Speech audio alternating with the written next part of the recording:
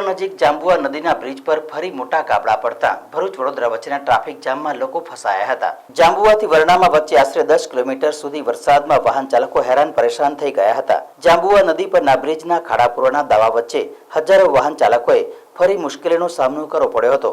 Jhabua bridge નજીક રોડની protection વોલની માટી પણ ધસી પડવાથી રોડની હાલત ખરાબ થઈ ગઈ હતી। વરસાદી પાણી ભરાવાથી મોટા ખાડામાં અનેક વાહનો ફસાતા વાહનોની ગતિને અસર પડી હતી। એક વાહન ચાલકે આક્રોશ ઠાલવ્યો હતો કે સવારના 8 વાગે ભરૂચથી નીકળ્યા છે, પરંતુ 2 કલાક થવા છતાં હજી વડોદરા પહોંચ્યા નથી। પોરણ ઇટોલા તેમજ વરણામા તરફથી આવતા વાહન ચાલકોએ કહ્યું હતું કે હવે તો આ રોજની સમસ્યા બની ગઈ છે। ટ્રાફિક જામમાં કેટલાક ઇમરજન્સી વાહનો પણ ફસાઈ ગયા હતા।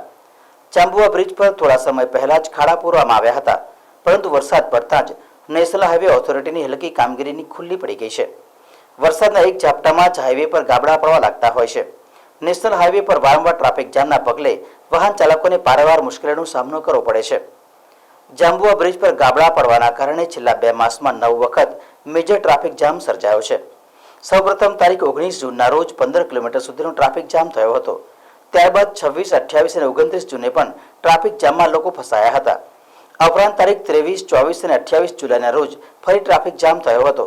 જ્યારે ઓગસ્ટ માસમાં ગઈકાલે અને આજે ભારે જામમાં લોકોને હેરાન થવાનો વારો આવ્યો હતો।